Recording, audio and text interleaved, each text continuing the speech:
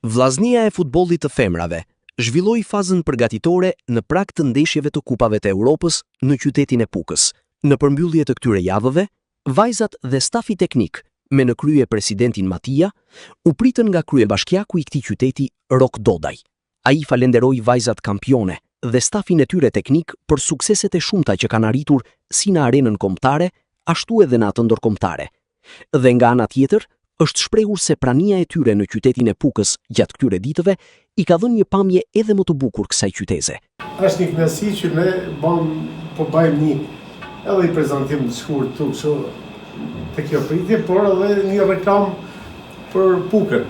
Ne jena të bindur që ekipi në klubin e Vllaznisë ne kena pas i bashkëpunim edhe në kaluar.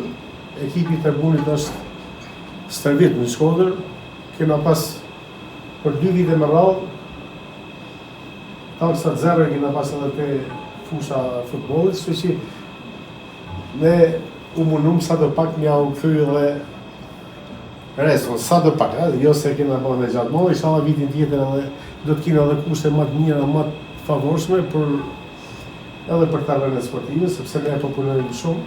Nga ana tjetër, presidenti i klubit Vllaznia, Lazar Matia, e ka falenderuar kryebashkiakun e Pukës për kushtet e mundësuara për zhvillimin e një faze përgatitore në kushte më se optimale dhe po ashtu u shpreh se edhe ekipet e tjera sportive duhet ta shfrytëzojnë klimën që ofron ky qytet malor. Qëllimi kryesor i joni është rritja e cilësisë sportive këtyre vajzave, sepse marrin pjesë në fillim kushtin në Shqipëri në raundin e dytë të Europa Champions League për vajza, një tur në turn 2 që janë në ekipe mjaft forte të Evropës, kështu që kjo fazë përjetore mendoj që na ka shërbyer shumë që të arrijmë edhe objektivat tona, sepse kemi objektivat mallore.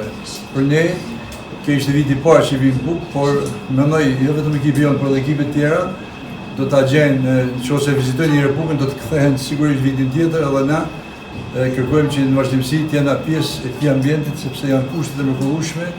Mikpritje jo vetëm i juaj si kryetar, por e gjithë qytetit. Faleminderit për gjithëve, sepse jena nisi shtëpi tonë.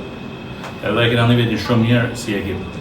Dhe them drejtën thosh, kam dëshirë me fol në fushë dhe në fushë na premtojmë që do të kualifikojmë. Nga ana e ekipit shkodran, futbollistët e tij kanë dorëzuar kryebashkiakut Dodaj fanellën e Vllaznisë dhe disa simbole të kësaj skuadre, si shenjë falënderimi për mbështetjen e dhënë. Për gjithë ne është kënaqësi që jemi këtu. Edhe të falenderojmë realisht për mikpritjen edhe në emër të gjitha shoqeve, kam dhe i dhurat për ty, këtë plus, edhe të shërët e jeri në sot.